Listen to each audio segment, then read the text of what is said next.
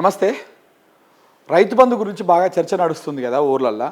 అయితే ఈ సందర్భంలో ఒక బిందె రైతు బంధు పైసలు మొత్తం మింగేసిందంట. ఒక బిందె బిందె అంటే తెలుసు కదా, ఊర్లలో మనం మంచినీళ్ళు పట్టుకొని ఇక వాడుతుంటారు.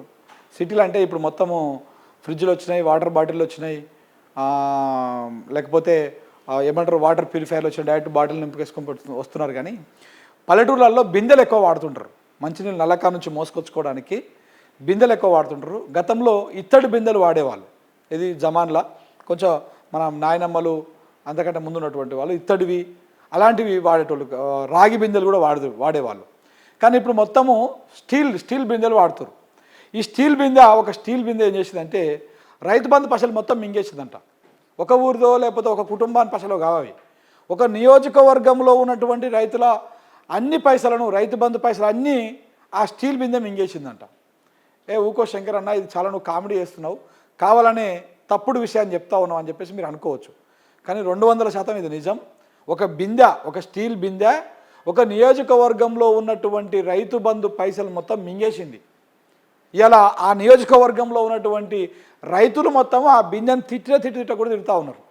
ఈ బిందె ఇల్లు కాల, ఈ బిందె సలగుండా, ఈ బిందె కడుపు కాల, ఇది మొత్తం ఆ పైసలన్నీ మింగింది. ఈ బిందె ఆశ చూసి మేము కొంచెం అడిట్ అయినాము, మా ఇంటి వాళ్ళు కూడా అడిట్ అయ్యారు, దాంతో రైతు బంధు పైసలు మొత్తం మింగింది అని అంటూ ఉన్నారు. ఆ బిందె ఏదో మీకు చూపిస్తా. ఆ బిందె ఇగో ఇదే ఆ బిందె, ఇదే ఆ బిందె. ఈ బిందెనే మొత్తం రైతు బంధు పైసలు మొత్తం మింగింది.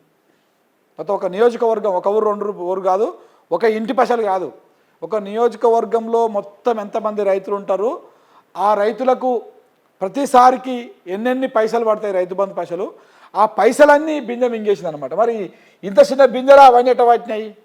చాలామందికి డౌట్ రావచ్చు. ఇగో దానికి సమాధానం ఇగో ఇక్కడ ఉన్నది. ఎక్కడున్నదంటే ఇగో ఇక్కడ ఉన్నది. ఇగో ఇది ఈ స్టీల్ బిందె ఇచ్చిండు, రైతు బంధు ముంచిండు అని చెప్పేసి ఎల్లారెడ్డి అనేటువంటి నియోజకవర్గం ఉంది కదా, అదే మదన్మోహన్ రావు ఉంటాడు. ఆయన ఒక కాంగ్రెస్ పార్టీ ఎమ్మెల్యే. ఇగో ఇక్కడ ఉన్నాడా, మదన్మోహన్ ట్రస్టు ఆర్థిక సాయంతో ఈ స్టీల్ బిందెలు నియోజకవర్గంలో పంచిరంట బాగా. ఈ స్టీల్ బిందెలో అప్పుడు బాగా పంచి మహిళలకు బాగా దగ్గర అయిండు ఇప్పుడు ఉన్నటువంటి సిట్టింగ్ ఎమ్మెల్యే గారు మదన్మోహన్ రావు గారు. ఈ మదన్మోహన్ రావు గారు ఏం చేశారు, అప్పుడు ఎన్నికల ముందు ఈ స్టీల్ బిందెలు ప్రతి ఇంటికి, ప్రతి మహిళకు, ఇంకా ఎంతమంది ఉంటే అంతమంది మహిళలకు ఈ స్టీల్ బిందెలు ఇచ్చుకుంటూ వచ్చిండు ఆయన. ఈ ట్రస్ట్ ద్వారా ఇచ్చుకుంటూ వచ్చిండు. ఆ బిందె అంటే కొంత ఆయన అంతకుముందు నుంచి కూడా 1-2 సార్లు ఓడిపోయినటువంటి సింపతి ఉన్నది. ఈ బిందె కూడా ఇచ్చిండు. అలాగనే ఇక కాంగ్రెస్ హామీలు, భరోసాలు, గ్యారంటీలు అలా 13 ఇక ఇవన్నీ కలిసి వచ్చినాయి. కానీ ప్రధానంగా బిందె బాగా అట్రాక్ట్ చేసిందంట ఎల్లారెడ్డి ప్రజలను. దాంతో బిందె ఇచ్చినటువంటి మదన్మోహన్ రావు గారికి ఎల్లారెడ్డి ప్రజలు ఓట్లేసి గెలిపించినాక ఈ బిందె ఎల్లారెడ్డి ప్రజల ఓటుతో గెలిచినటువంటి మదన్మోహన్ గారు రైతు బంధు గురించి ఎక్కడ మాట్లాడతలేరు, రైతులు మొత్తం గోసవాడుతారు అని చెప్పేసి ఆ ఎల్లారెడ్డి నియోజకవర్గంలో ఉన్నటువంటి రైతులు మొత్తం కలిసి ఒక నిరసన కార్యక్రమాన్ని చేస్తూ ఉన్నారు సోషల్ మీడియాలో. ఏమని చేస్తూ ఉన్నారంటే ఇట్లా ఆయన ఇచ్చినటువంటి బిందె ఫోటో పెట్టి, అయ్యా స్టీల్ బిందె ఇచ్చినావు, రైతు బంధు ముంచిండు,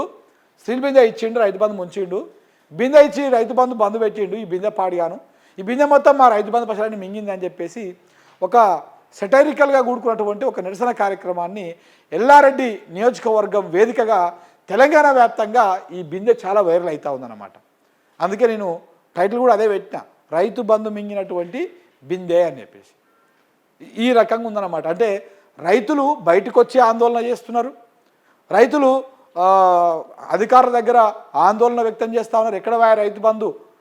మనము ఆదిలాబాద్ జిల్లాలో చూసినాం, ఒక ఆదర్శ గ్రామం ఉంటుంది మొకరా. సో అక్కడ కూడా వాళ్ళు ఆందోళన చేస్తూ ఉన్నారు, రాష్ట్రంలో రాస్తారోకోలు చేస్తూ ఉన్నారు, ధర్నాలు చేస్తూ ఉన్నారు రైతు బంధు కోసం. పెట్టుబడి సాయం వస్తలేదని చెప్పేసి ఇలాంటి కార్యక్రమాలు చేస్తూ ఉన్నారు.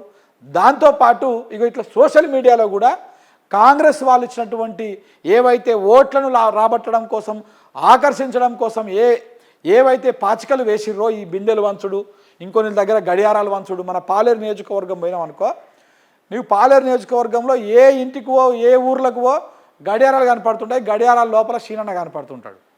ఎవరు? మన పాలేరు నియోజకవర్గం ఎమ్మెల్యే పొంగులేటి శ్రీనివాసరెడ్డి గారు, మంత్రి గారు. శీనన్న కనపడుతుంటాడు. ఈడనేమో ఎల్లారెడ్డిలనేమో బిందె మింగింది రైతు బంధు పశలని, ఆ పాలేరు నియోజకవర్గంలో గడియారం మింగింది రైతు బంధు పశలను మింగింది, పింఛన్ పశలను మింగింది, కళ్యాణ లక్ష్యంతో పాటు వచ్చే తులం బంగారం మింగేసింది. ఇట్లా ఒక్కొక్క దగ్గర ఒక్కొక్క నియోజకవర్గంలో ఒక్కొక్క ఇలాంటి ఏవైతే ఆశ చూపిర్రో ప్రజలకు అలాంటి వస్తువులు ఆ పథకాలను మింగేసినాయి అన్నమాట. సో అట్లా ఈ రకంగా ఇంత ఎటకారంగా రైతులు నిరసన వ్యక్తం చేస్తూ ఉన్నారు. సోషల్ మీడియాలో బాగా వైరల్ అవుతూ ఉంది ఈ పోస్ట్ చూసినప్పుడు నిజంగా చాలా విచిత్రమైనటువంటి, అంటే నాకు నవ్వొచ్చింది కూడా.